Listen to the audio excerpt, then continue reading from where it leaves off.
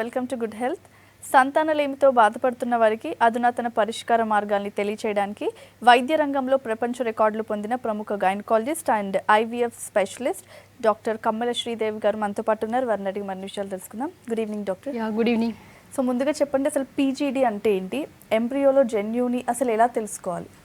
చూడండి, మా దగ్గరకు వచ్చే పేషెంట్స్ అందరూ కూడా ఎల్డర్లీ పీపుల్ ఉంటారు. ఎందుకంటే వాళ్ళు చదువులో కానివ్వండి లేకపోతే మ్యారేజ్ చేసుకోవడంలో కొంచెం లేట్ అవుతుంది. సో అలాంటి వాళ్ళకి మా దగ్గరకు వచ్చేపాటికి అంటే ఎగ్స్ క్వాలిటీ సరిగ్గా లేకపోవడం వల్ల మేము ఐవీఎఫ్ చేయాల్సి ఉంటుంది. సో చేసినప్పుడు ఏమవుతుందంటే వీళ్ళకి ఐవీఎఫ్లో వీళ్ళకి రికరెంట్ ఐవీఎఫ్ ఫెయిల్యూర్స్ అవుతుంటాయి. కారణం తెలీదు. సో ఎందువల్ల వీళ్ళకి ఇంప్లాంటేషన్ కావట్లేదని. మరి కొంతమందికి ఏంటంటే ప్రెగ్నెన్సీ వచ్చినా కానీ అబార్షన్స్ అవుతుంటాయి. సో ఈ అబార్షన్స్ కారణాలు ఏంటో తెలీదు. సో అన్ని టెస్టులు చేస్తాం, బాగానే ఉంటాయి. సో అలాంటి వాళ్ళకి ఏంటంటే మనము చూడండి ఎంబ్రియోస్ని లోపల పెడతాం ఐవీఎఫ్ ప్రొసీజర్లో. సో ఇవేంటంటే ఇవి తిరుగుతూ ఇంప్లాంటేషన్ అవ్వాలి. సో ఇలా కానప్పుడు ఏంటి ఫస్ట్ ఎందుకు చేస్తామంటే ఇది పీజీడీ అంటే pre implantation genetic diagnosis. So అసలుకి ఈ ఎవరు రిస్క్ ఫ్యాక్టర్స్ ఉన్న వాళ్ళు ఫస్ట్ మనం ఐడెంటిఫైడ్ స్క్రీనింగ్ చేస్తాం. స్క్రీనింగ్ చేసే వాళ్ళు ఎవరు? కొంతమందికి ఏంటంటే మెటర్నల్ ఏజ్లో అంటే వాళ్ళలో ఆల్రెడీ క్రోమోజోమల్ డిఫెక్ట్స్ ఉంటాయి. సో కొంతమందికి ఫ్రెజైల్ ఎక్స్ సిండ్రోమ్ ఉండదు, అంటే ఎక్స్లో కొంత క్రోమోజోమ్ డ్యాంగ్లింగ్ అవుతూ ఉంటుంది. మరి కొంతమందికి ఏంటంటే జెనెటిక్ డిజార్డర్స్ అయిన థెలసీమియాస్ అని, హిమోఫీలియాస్ అని కొన్ని ప్రాబ్లమ్స్ ఉంటాయి. అంటే అవి వాళ్ళకి తెలియదు. సో మనం టెస్ట్ చేస్తున్నప్పుడు then we will know what exactly the problem అని. మరి కొంతమంది ఏంటంటే పాలిసిస్టిక్ కిడ్నీస్ ఉంటాయి, రెటినోప్లాస్టోమా అని కండిషన్ ఉంటుంది, మరి సిస్టిక్ ఫైబ్రోసిస్ అని ఉంటుంది. సో మరి కొంతమందిలో ఏంటంటే వీళ్ళకి ఏం చేసినా కానీ మనకి చాలా డార్ఫిజం అవుతుంటే తల్లిదండ్రులు ఇద్దరు కూడా పొట్టిగా ఉంటారు అనమాట. సో ఇలాంటి వాళ్ళకి మళ్ళీ ప్రెగ్నెన్సీ వచ్చిందనుకోండి ఆ పర్టికులర్ లేడీకి, సో ఆ బేబీ కూడా ఎట్లా పుడతారని తెలుసుకోవడానికి ఫస్ట్ మనం స్క్రీనింగ్ చేస్తాం. చూడండి, స్క్రీనింగ్ ఎలా చేసేటప్పుడు ఏం చేస్తామంటే ఫస్ట్ ఈ లేడీకి మనము ఎక్కువ ఫర్టిలిటీ డ్రగ్స్ ఇస్తాం, తర్వాత ఎగ్స్ని కలెక్ట్ చేసుకుంటాం. చేసుకున్న తర్వాత ఈ యొక్క ఎగ్స్లోకి స్పర్మ్స్ని ఇంజెక్ట్ చేయటమా, లేకపోతే ఇంట్రాసైటోప్లాజం స్పర్మ్ ఇంజెక్షనా, లేకపోతే కన్వెన్షనల్ ఐవీఎఫ్ అని చూసుకుంటాం. అంటే ఎంబ్రియోస్ తయారైన తర్వాత ఈ ఎంబ్రియోస్లోని ఒక పీస్ని అనమాట బయాప్సీ అంటాము. సో దీన్ని తీసుకొని ఆ ఎంబ్రియోస్ని స్క్రీనింగ్ చేస్తామంట, లోపల ఉన్న క్రోమోజోమ్స్ని చేసి సపోజ్ ఈ ఎంబ్రియోస్ బాగానే ఉన్నప్పుడు మాత్రమే ఆ లోపల పెట్టడం జరుగుతుంది. తద్వారా ఏంటంటే they have A healthy child. So అయితే మనం మాట్లాడుతుంది ఏంటంటే సో ఈ చేసినప్పుడు ఎలాగ చేస్తారు అని చూస్తుంటే చూడండి, ఇది ఇక్సీ మైక్రోస్కోప్. ఇక్సీ మైక్రోస్కోప్లో ఏంటి ఎగ్ స్పర్మ్ని మనం ఫస్ట్ కలుపుతాం అనమాట. కలిపిన తర్వాత ఏమవుద్ది, ఈ తయారైన పిండంని మనము ఇన్క్యుబేటర్లో పెడతాం. పెట్టిన తర్వాత ఏమవుతుందంటే కొంతమందికి ఏంటంటే ఎంత చెప్పినా కానీ వాళ్ళకి స్క్రీనింగ్ చేసిన దెన్ వీల్ హ్యావ్ సమ్ వాళ్ళ క్రోమోజోమ్లో డిఫెక్ట్స్ ఉన్నాయని తెలుస్తాయి. సో డిఫెక్ట్స్లో ఏంటంటే జనరల్గా వీళ్ళకి ఆ బయాప్సీ ఎప్పుడు తీస్తారు అని మనం చూసుకుంటే అండ్ పోలార్ బాడీ బయాప్సీ అంటారు. పోలార్ బాడీ బయాప్సీ అంటే సో ఒకసారి ఫర్టిలైజేషన్ అవ్వగానే సెకండ్ పోలార్ బాడీ చేరుకుంటుంది ఇక్కడ పెరివిటల్ స్పేస్లో. సో ఈ పోలార్ బాడీస్ 1, 2 తీసుకుంటారు. తర్వాత ఏంటంటే డే 3 ఎంబ్రియో, దాన్ని ఇస్ కాల్డ్ బ్లాస్టోమియర్. సో దీన్ని కూడా జనరల్గా ఏంటంటే ఇది 6 to 10 సెల్స్ ఉంటాయి. ఒక సెల్ తీసుకొని దాన్ని పరీక్ష చేస్తాం. మరి కొంతమందికి ఏంటంటే మనం బ్లాస్టోసిస్ట్ అంటే ట్రోఫోఎక్టోడమ్ అనమాట. దీన్ని బయాప్సీ తీసుకుంటాం. తీసుకొని ఎంబ్రియో స్క్రీనింగ్ చేయడం ఏంటంటే లోపల ఉన్న సెల్స్ని స్టడీ చేయటం అనమాట. చేసినప్పుడు ఏంటి జనరల్గా చాలామందికి 46XYలో so they have a defects in and 8 తర్వాత 13 తర్వాత 18 21 like that we have detected. So ఇలా డిటెక్ట్ చేసి వీళ్ళకి క్రోమోజోమ్స్లో డెలీజన్స్ ఉన్నాయి అని చెప్పినా కానీ సో చూడండి ఈ పర్టికులర్ స్టడీలో ఇది ఫస్ట్ పోలార్ బాడీ తీసుకొని స్టడీ చేసినప్పుడు ఈ పర్టికులర్ పర్సన్కి క్రోమోజోమ్స్లో 12లో డెలీజన్ ఉంది, 18లో ఉంది, తర్వాత 12, 12 and 18 అని. సో ఇలా ఉన్నప్పుడు ఏంటంటే మేము చెప్తాం ముందుగానే ఈ ఎంబ్రియో బాగాలేదు కనుక మీరు we cannot transfer and discard చేయాల్సిన అవసరం ఉంటుందని చెప్తే వాళ్ళకి ఏంటంటే ఇద్దరికి వైఫ్ అండ్ హస్బెండ్కి ఇద్దరికి ప్రాబ్లం ఉందంటే we will tell them to go for donor either egg or sperm. అయితే they are very reluctant. So ఎంత చెప్పినా కానీ వినరు. అలాంటి వాళ్ళకి ఏంటంటే ఈవెన్ ప్రెగ్నెన్సీ వచ్చినా వాళ్ళకి ఏం చేస్తామంటే యామ్నియోసెంటిసిస్ అనమాట. యామ్నియోసెంటిసిస్ అంటే ఏంటంటే బిడ్డ చుట్టూ కొంత ఉమ్మనీరు ఉంటుంది. దీన్ని తీసుకొని పరీక్ష చేస్తాం. చేసి ఈ పర్టికులర్ బేబీ ఈజ్ ఫైన్, కంజెనిటల్గా ఏం డిఫెక్ట్ లేదు అని మనకి నిర్ధారణ వస్తే then we will allow them to have a healthy child. So లేదు ప్రాబ్లం ఉందంటే టర్మినేట్ చేయాల్సి ఉంటుంది. మరి కొంతమందికి ఏంటంటే ఇది యామ్నియోసెంటిసిస్ అనేది 14 వీక్స్ అప్పుడు చేస్తాం, అరౌండ్ అంటే 3 months దాటిన తర్వాత. సో కొంతమందికి ఏంటంటే they feel more like anxious, ఎలా ఉంటుంది బేబీ బాగుందా లేదా, ఎందుకంటే ఆల్రెడీ వాళ్ళకి డిఫెక్ట్స్ ఉన్నాయి తెలిసినాయి. సో అలాంటి వాళ్ళకి 10 weeksలోనే కొరియన్ విల్లస్ శాంప్లింగ్ అంటాము. సో దాన్ని స్టడీ చేస్తాము. మరి కొంతమందికి ఏంటంటే చూడండి ఇక్కడ బేబీ ఈ బొడ్డుతాడు అంబిలికల్ కార్డ్లో వెయిన్స్ ఉంటాయి, అంబిలికల్ వెయిన్ అని. ఈవెన్ మనం స్కానింగ్ ద్వారా ఒక ప్రోబ్ను పంపించి తర్వాత దీన్ని స్టడీ చేస్తూ ఒక నీడిల్ ద్వారా ఈ ఎంబ్రియో ఈ అంబ్లికల్ వెయిన్లో ఉన్న బ్లడ్ని తీసుకొని దాన్ని కార్డోసెంటిసిస్ అంటాం, అది స్టడీ చేస్తాం. మరి కొంతమందికి ఇంకా ఏమి మాకు ఈ టెస్ట్లు ఏమొద్దు, ఎందుకంటే ఒక్కోసారి ఈ టెస్టులు చేస్తున్నప్పుడు యాక్సిడెంటల్గా అబార్షన్ అవ్వచ్చు, ఎందుకంటే బ్లీడింగ్ అవుతుంది లోపల ప్లాసెంటాలో. సో అలాంటి వాళ్ళకి మేము ఏం చేస్తామంటే ఇన్వేజివ్ టెస్ట్, అంటే బ్లడ్ శాంపిల్స్ తీసుకుంటాం మదర్ నుంచి. దాంట్లో మనం స్టడీ చేసేది మెటర్నల్ సీరం ఆల్ఫా ఫిటోప్రోటీన్ అనమాట, తర్వాత బీటా హెచ్సిజీ, తర్వాత అన్కాంజుగేటెడ్ ఈస్ట్రోడియాల్, ఈ కొన్ని ఉంటాయి అన్నమాట హార్మోన్స్. ఇందులో కనుక మనం స్టడీ చేస్తే ఎవరికైతే హెచ్సిజీ లెవెల్ పెరిగి and maternal serum alpha protein తగ్గింది అంటే so they have a Down syndrome అని అర్థం. So then we will tell them that this baby is not good. So మనం ఏంటంటే ఈ ప్రీ ఇన్ప్లాంటేషన్ జెనెటిక్ డయాగ్నోసిస్లో మనకి తెలుసుకోదగ్గ విషయం ఏంటంటే మనం ముందస్తుగానే ఆ బేబీ కండిషన్ చూసుకొని బాగున్నప్పుడే చేయటం వల్ల ఏమవుతుందంటే and they have a healthy child. Okay doctor, ఇప్పుడు ఎఫ్ఈటీ అంటారు కదా, ఎఫ్ఈటీ అంటే ఏంటి, దానివల్ల ఏం ఉపయోగాలు ఉన్నాయి అసలు? దీని ఎఫ్ఈటీ అంటే ఫ్రోజన్ ఎంబ్రియో ట్రాన్స్ఫర్ అంటామా. సో జనరల్గా ఏంటంటే మనం ముందే చెప్తున్నట్లు చూడండి, ఈ ఎంబ్రియోస్ని మనం కలెక్ట్ చేసుకున్న తర్వాత డిష్లో పెడతాం 2 to 3 days. ఒకసారి ఈ బేబీస్ బాగున్నాయి అని అనగానే 3rd day ఓల్డ్ బేబీని మనం గర్భసంచిలో పెడతాం. సో పెట్టినప్పుడు ఏమవుద్దంటే ఒక కాల్ ఉంది, తీసుకుందామా, Yeah. తర్వాత కంటిన్యూ Okay, చేద్దాం. Hello hello, good evening madam. Good evening Ramesh గారు, చెప్పండి. డాక్టర్ ఉన్నారు, మీ డౌట్ ఏంటో అడగండి. మేడం ఏంటంటే మా ఈ డిఎన్ఏ ఇప్పుడు ఈ ఐవీఎఫ్ చేయాలనుకుంటే ఎన్ని రోజులు చేయించవచ్చు మేడం? 2 years అవుతుంది మ్యారేజ్ అయ్యి. ఓకే, ప్రాబ్లం ఏమైనా మీ వైఫ్కి, మీకు కానీ? ఏజ్ ఎంత మీది? స్పెర్మ్స్ లో ఉంది మేడం. ఎంత ఉంది కౌంట్? కౌంట్ అంటే కంప్లీట్ అరెస్ట్ అని వస్తుంది మేడం. మెచ్యురేషన్ అరెస్ట్ అంటారా? అంటే రిలీజ్ కావట్లేదు, అంటే జస్ట్ బయాప్సీ చేశారండి? అవును, బయాప్సీ చేస్తే అరెస్టెడ్ అని వచ్చింది. ఓకే, దానికోసం చేయించడం కోసం మేడం డోనర్ తోటి. Okay okay, that's fine. ఎందుకంటే చూడండి, ఆల్రెడీ మీకు ఎజోస్పర్మియా అని డయాగ్నోజ్ అయి ఉంటుంది, బయాప్సీ చేశారు, టెస్టులర్ బయాప్సీ, అందులో then you have a maturation arrest అని చెప్తున్నారు. అంటే ఈ లాస్ట్ దశలో ఈ స్పోమ్ అనేది కదలికలు కానీ లేకపోతే కొంతమందికి ఏంటంటే స్పోమిటెడ్ లెవెల్లో ఇక్కడైనా ఆగిపోతుంది. సో అయితే ఏంటంటే ఎలా ఉంది ఆ మెచ్యురేషన్ అరెస్ట్ అండ్ స్పోమిటోజోవా తయారైందా లేదనేది మనకి ఇంపార్టెంట్. ఒకసారి మీ రిపోర్ట్ తెచ్చి చూపించండి. ఇన్ కేస్ మనం కనుక ఐవీఎఫ్ మీ స్పర్మ్స్తోనే చేయగలము అనుకుంటే పీసా అనే టెక్నిక్ ఉంటుంది చూడండి. ఇక్కడ పరైప్టెడమల్ స్పర్మ్ యాస్పిరేషన్ అనమాట. ఇలా స్పర్మ్స్ని తీసుకొని తర్వాత ఒక్కోసారి నేను టీసా కూడా చేయాల్సి ఉంటుంది. డైరెక్ట్గా ఏంటంటే మనము టెస్టిక్యులర్ స్పర్మ్ యాస్పిరేషన్ అనమాట, ఇలా కూడా చేసి తర్వాత ఐవీఎఫ్ చేసే అవకాశం మనకు కనిపిస్తుంది. ఏదైనా కానీ ఐవీఎఫ్ కాకుండా మోర్ అడ్వాన్స్డ్ అయిన ఇక్సీ అనేది మీకు ఎక్కువగా ఉపయోగపడవచ్చు. ఎందుకంటే స్పర్మ్స్ మనం ఎక్స్ట్రాక్ట్ చేసిన తర్వాత ఏమవుతుందంటే there maybe not more, maybe 100 ఉండొచ్చు లేదా 1 million ఉండొచ్చు. అలాంటి వాటికి ఏంటంటే మన స్పర్మ్ స్టైల్ని కట్ చేసి డైరెక్ట్గా ఒక గ్లాస్ పిపెట్తో then we will inject into the sperm cytoplasm. So ఇలా చేయటం వల్ల ఏంటంటే ఇలా తయారైన పిండాలు బాగున్నాయని మనకి ఎలా నిర్ధారణ వస్తుంది? సో 24 hours తర్వాత చూస్తామన్నమాట. తర్వాత 3rd day ఓల్డ్ బేబీని మనము అంటే ఆల్రెడీ ముందే చెప్పాను బ్లాస్టోమియర్ స్టేజ్లో లోపల పెడతాం. ఇవి ఎంబ్రియోస్ అనమాట. సో ఇందులో క్వాలిటీ ఆఫ్ ఎంబ్రియోస్ గ్రేడింగ్ ఏంటి చూసుకొని తర్వాత పెడతాం. అయితే ఏంటంటే ఇది కొంచెం costly procedure. So maybe you may not be able to afford. తద్వారా ఏమవుతుందంటే పోర్ పీపుల్కి అండ్ అధునాతమైన పద్ధతులకు ఒక్కసారి మనం చేయలేము. సో అందులో ఏంటంటే ఏఆర్టీలో అండ్ లో గ్రేడ్ టెక్నిక్ ఏంటంటే ఐయుఐ. సో ఈయన ఆల్రెడీ కూడా డోనర్ కావాలని కోరుకుంటున్నారు కనుక there is no problem. So donor samples మనం ఎప్పుడు తీసుకుంటామంటే సో చూడండి, ఈ డోనర్ శాంపిల్స్ అనేవి క్రయో క్యాన్స్లో ఉంటాయి. ఈ లిక్విడ్ నైట్రోజన్లో అంటే at the rate of -190°C ఉంటాయి అనమాట ఇవి శాంపిల్స్. సో ఎప్పుడైతే ఎగ్ రిలీజ్ అవుతుందో ఆ టైంలో ఏంటంటే ఆ శాంపిల్ బయటకు తెచ్చి తర్వాత ఒక థాయింగ్ చేస్తాం. ఫస్ట్ చేసిన తర్వాత ఎప్పుడైతే వాళ్ళ వైఫ్కి ఎగ్ రిలీజ్ అవుతుందో అని మనకి ఎలా తెలుస్తుంది? అండ్ ఫాలిక్యులర్ స్టడీ చేయాల్సి ఉంటుంది. సో ఫాలిక్యులర్ స్టడీలో ఏంటంటే వీఆర్ మానిటరింగ్ ద ఫాలికిల్ అంటే 10th day 12th day 14th day అలా చేస్తాం. చేసిన తర్వాత ఫాలికిల్ కనుక అరౌండ్ 20 mm దగ్గర వచ్చిందంటే దెన్ ఫైనల్ మెచ్యురేషన్ కొరకు హెచ్సిజీ ఇంజెక్షన్ ఇస్తాం. ఒకసారి ఇచ్చిన తర్వాత 24 hours ఒకసారి, తర్వాత 48 hours ఇంకొకసారి అంటే డబల్ ఐయుఐ టెక్నిక్స్. సో ఈ స్పర్మ్స్ని తీసుకెళ్ళి గర్భసంచిలో అంటే ఫండస్కి కొంచెం కింద భాగంలో వేయటం వల్ల ఏమవుతుందంటే సో ఈ స్పర్మ్స్ పోయి ఈ ఫర్టిలైజేషన్ చేయగల కెపాసిటీ ఉంటాయి కనుక సో ఈచ్ సైకిల్లో వాళ్ళకి 30% సక్సెస్ రేట్ ఉంటుంది కనుక అండ్ రిపోర్ట్స్తో వచ్చి కనిపిస్తే మనం చెప్పగలం. ఓకే, నెక్స్ట్ కాల్ తీసుకుందాం. హలో హలో, సాంబయ్య గారు చెప్పండి. డాక్టర్ ఉన్నారు, మీ ప్రాబ్లం ఏంటో చెప్పండి. ఓకే అండి, నా పేరు సాంబయ్య. నమస్కారం అండి మేడం. నమస్తే అండి, చెప్పండి. మా మిస్సెస్ మాకు మ్యారేజ్ 5 years అయిందండి. ఓకే. 5 years అయితే ఫస్ట్ ట్యూబ్ లో రైట్ సైడ్ ట్యూబ్ లో ప్రెగ్నెన్సీ వచ్చిందండి. ఓకే, ఎక్టోపిక్ ప్రెగ్నెన్సీ అంటారా? అవునండి. అది ఆ ట్యూబ్ క్లోజ్ చేసేసి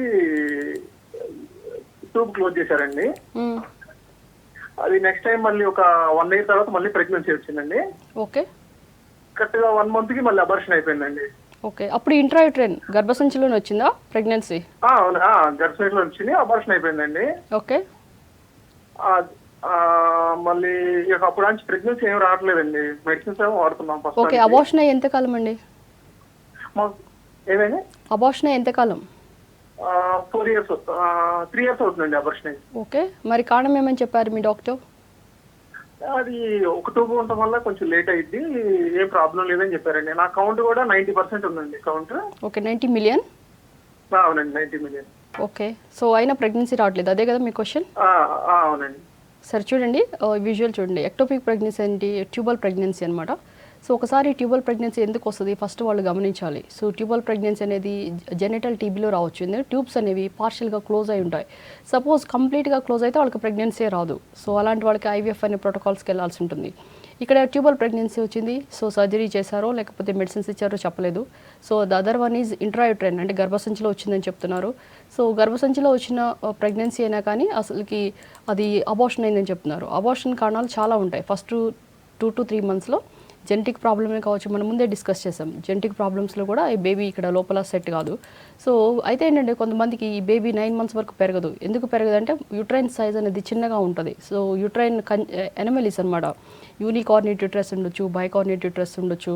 సో కనుక ఏంటంటే ఒకసారి యూట్రస్ సైజ్ చూసుకోవాలి. తర్వాత గర్భసంచిలో అండ్ కొంతమందికి అంటే ఇన్ఫెక్షన్స్ ఉంటాయి, ఇన్ఫెక్టివ్ పెథాలజీ. సో ఇలా ఉన్నప్పుడు ఏంటంటే మనం ఒక చిన్న ఎండోమెట్రల్ క్యూరెట్ ద్వారా ఈ యొక్క లోపల సెల్స్ని తీసుకొని బయాప్సీ చేస్తామన్నమాట. ఎండోమెట్రల్ బయాప్సీ అంటాము. ఇది చేసినప్పుడు ఏంటంటే జనరల్గా మనము ఎప్పుడైతే పీరియడ్ వస్తుందో వాళ్ళకి 2 to 3 days బిఫోర్ చేస్తాం. అంటే maybe around 27th day or 28th day. అలాంటప్పుడు ఏంటంటే మనకి క్లియర్ కట్గా తెలుస్తుంది వాళ్ళకి ఏమైనా ఎండోక్రైన్ పెథాలజీ ఉందా, అంటే గర్భసంచి లైనింగ్ సరిగ్గా డెవలప్ అవుతుందా, లేకపోతే వాళ్ళకి కొంతమందికి ఏంటంటే లావు ఉంటారు, పీసీఓడి ప్రాబ్లం ఉంటుంది, కానీ వాళ్ళు they keep on having pregnancies, కానీ అబార్షన్స్ అవుతుంటాయి, కారణాలు తెలీదు. సో ఇలాంటి వాళ్ళకి ఏంటి ఫస్ట్ బేసికల్గా ఒక స్కానింగ్ చేసుకోవాలి. అండ్ ఇంకో ప్రాబ్లం ఏంటంటే ఒకే ట్యూబ్ ఉందని చెప్తున్నారు. సో ఈ ట్యూబ్ కూడా ఒక ట్యూబ్ క్లోజ్ అయిందంటే అండ్ నెక్స్ట్ టైం 30% ఛాన్స్ ఉంటుంది వాళ్ళకి ప్రెగ్నెన్సీ, ఎక్టోపిక్ ప్రెగ్నెన్సీ వచ్చే అవకాశం. కనుక ఏంటంటే ఫస్ట్ అసలు ఇన్ఫెక్టివ్ పెథాలజీ చూసుకోవాలి, హార్మోన్ టెస్ట్ చేయాలి.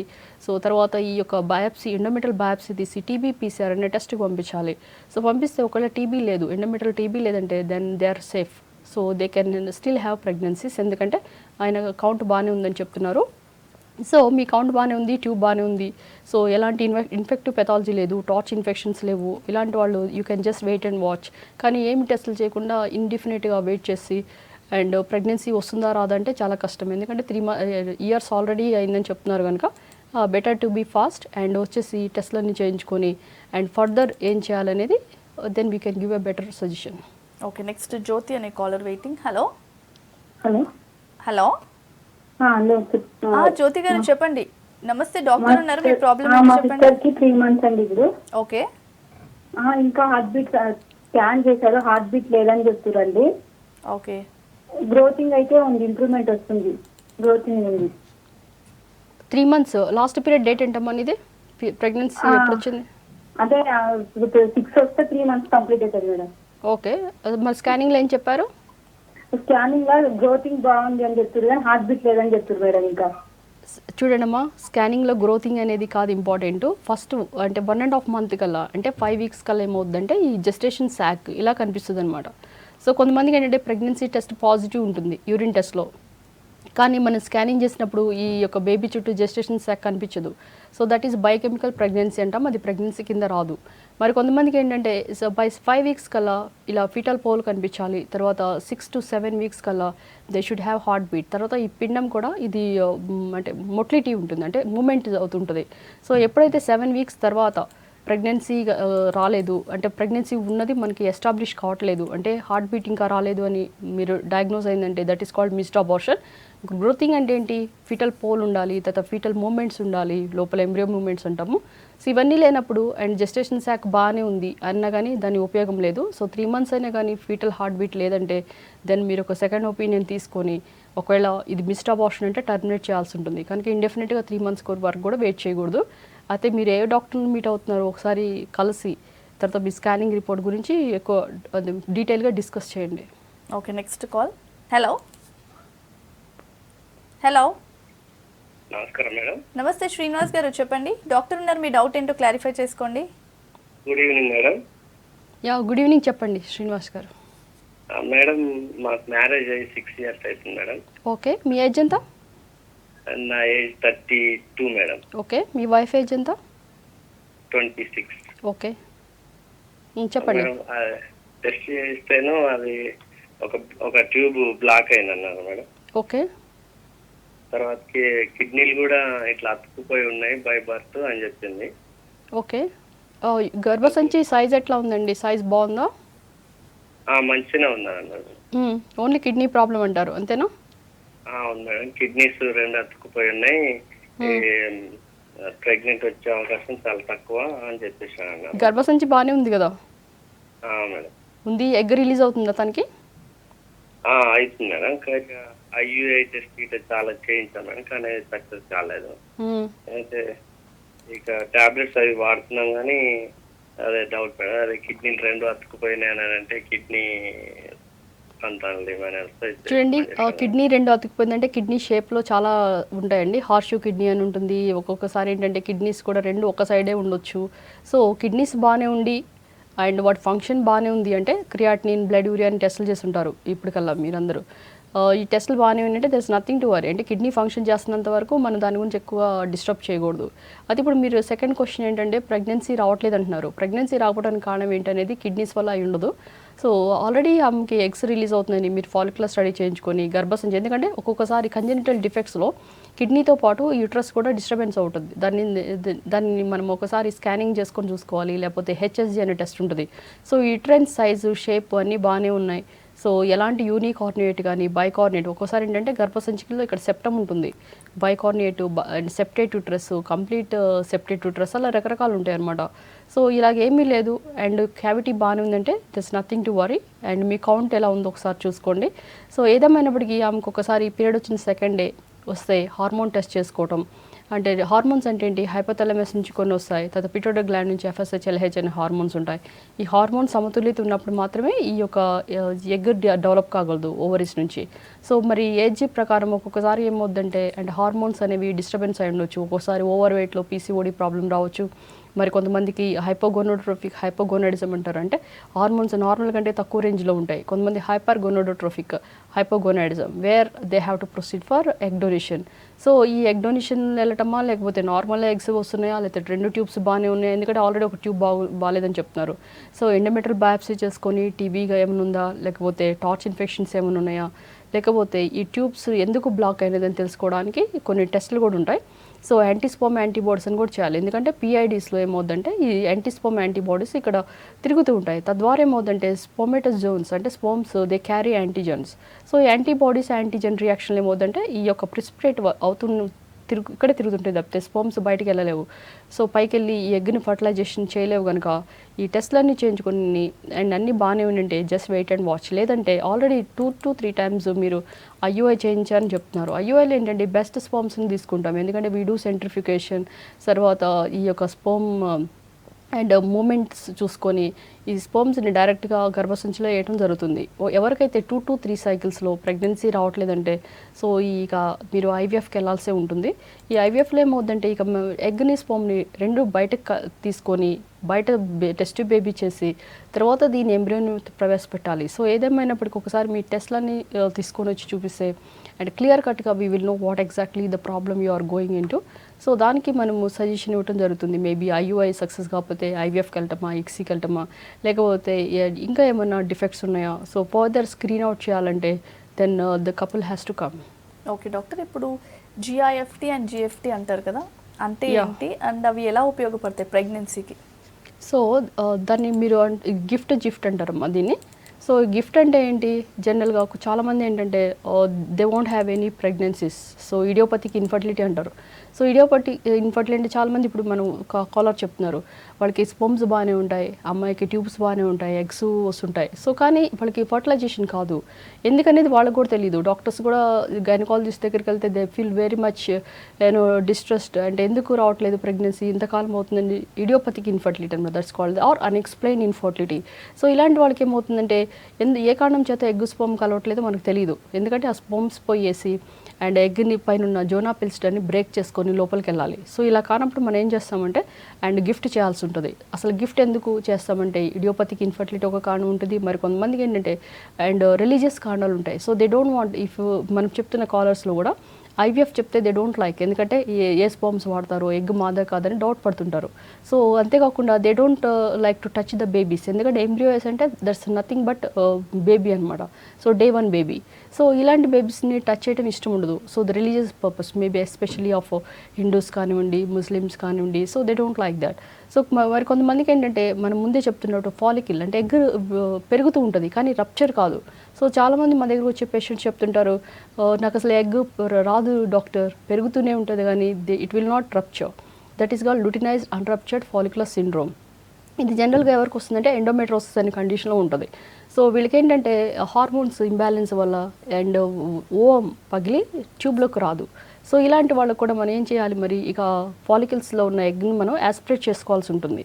సో ఇదొక కండిషన్. మరి కొంతమందికి ఏంటంటే ఈ సర్వెక్స్ చూడండి, గర్భసంచి ముఖద్వారాన్ని మనం సర్వెక్స్ అంటాము. ఈ సర్వెక్స్ అనేది ఒక్కోసారి స్టీనోజ్డ్ అవుతుంది. సో మనం ఐయుఐ చేయాలన్నా ఇట్ ఈస్ వెరీ డిఫికల్ట్, ఎందుకంటే ఒక ట్యూబ్ని లోపల ప్రవేశపెట్టి లోపల వేయాల్సి ఉంటుంది కనుక. So even they are not fit for IUI. So ఇలాంటి వాళ్ళకి మనం ఏం చేస్తామంటే లాప్రోస్కోపీ ద్వారా వాళ్ళకి ఫర్టిలిటీ డ్రగ్స్ ఇస్తాం.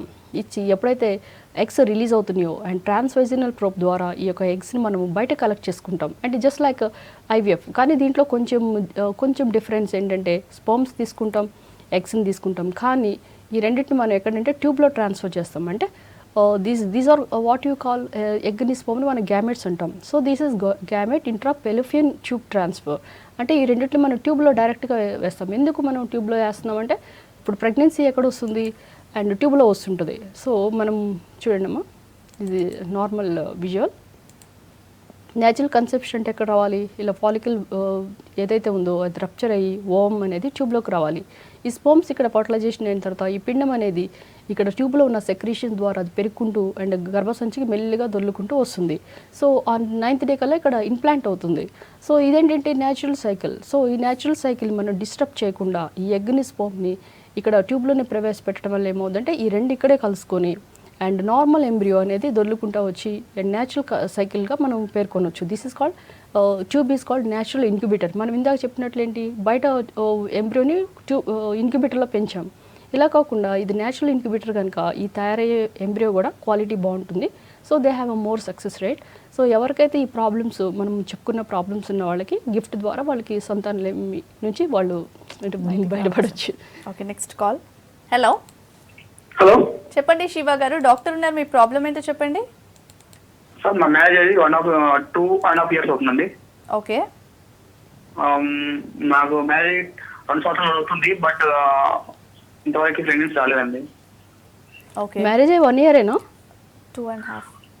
2 years అవుతుంది. ఓకే, ఏమైనా టెస్టులు చేస్తారా మీ వైఫ్ కానీ మీకు కానీ? టెస్ట్లు అంటే మామూలుగా స్కాన్ చేశారు. స్కానింగ్లో ఏమొచ్చిందండి? దాంట్లో వాటర్ ట్యూబ్స్ వాటర్స్ ఉన్నాయని చెప్పినారు. వాటర్ బబుల్స్ అన్నారా? ఓకే, మీకు అదేంటి దానివల్ల ప్రాబ్లం మీ వైఫ్ వెయిట్ ఏమైనా ఎక్కువ ఉంటుందా? సార్ అంటే వెయిట్ ఎక్కువ ఉంటుందా, బరువు ఎక్కువ ఉంటుందా? వెయిట్ వచ్చేసి 50 ఉంటుందండి. ఓకే, సో ఇంకేమైనా అదర్ సిమ్టమ్స్ ఉన్నాయా ఆమెకి? ఎగ్ రిలీజ్ కాకపోవటం, పీరియడ్ సరిగ్గా రాకపోవటం? పీరియడ్స్ అయ్యి రావట్లేదండి. ఓకే, సో చూడండి మీరు చెప్తున్న కండిషన్ ఏంటంటే దీన్ని పాలిసిస్టిక్ ఓవరీ అంటారు. నార్మల్గా ఏంటంటే నెలసరి వచ్చిన 1వ రోజు నుంచి కూడా ఏమవుతుంది డే 1 అంటాం మనం. సో ఒక ఫాలికల్ అనేది ఎదుక్కుంటూ 14th or 16th డే గల ఈ ఎగ్ అనేది బయటకు రప్చర్ అవుతుంది, ట్యూబ్లోకి వచ్చేస్తుంది. సో ఈ పీసీఓడిలో ఉండే కండిషన్ ఏంటంటే ఇందులో ఏంటంటే వాటర్ బబుల్స్ ఉంటాయి, వాటర్ ఉంటాయి అనమాట.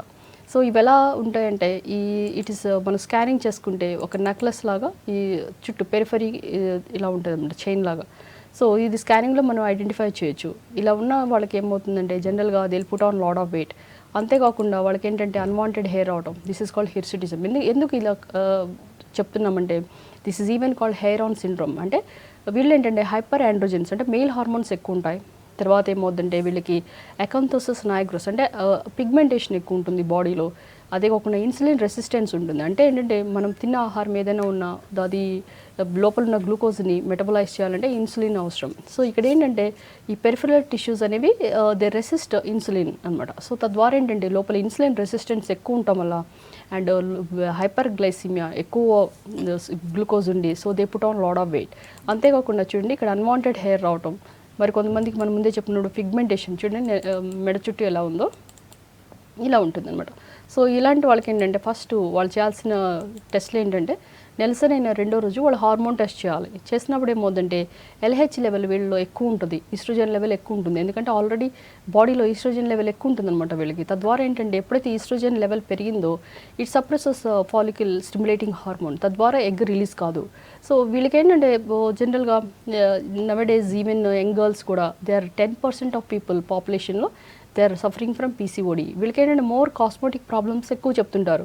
అదే మ్యారేజ్ అయింది, సో మ్యారేజ్ అయింది అందరూ ఎక్స్పెక్ట్ చేస్తారు పిల్లలు కలిగారా లేదని. సో పిల్లలు లేనప్పుడు ఏమవుతుందంటే then they will come to us. So scanning చేస్తే వీళ్ళకి ప్రాబ్లం ఉందని మనకు తెలుస్తుంది. సో కొంతమందికి ఏంటంటే క్లినికల్గా మనం చెప్పగలం అంటే ఓవరాల్గా they put on 50% of them are obese అనమాట, లా ఉంటారు. సో వాళ్ళలో 30% of them have unwanted hair. So క్లినికల్గా వాళ్ళు ఎలా ఉన్నారు, లా ఉన్నారా, లేకపోతే వాళ్ళకి అసలు ఎగ్ రిలీజ్ అవుతుందా లేదా. సపోజ్ ప్రెగ్నెన్సీ వద్దు అంటే అన్మ్యారీడ్ గర్ల్స్ వచ్చారనుకోండి, then we give OC pills.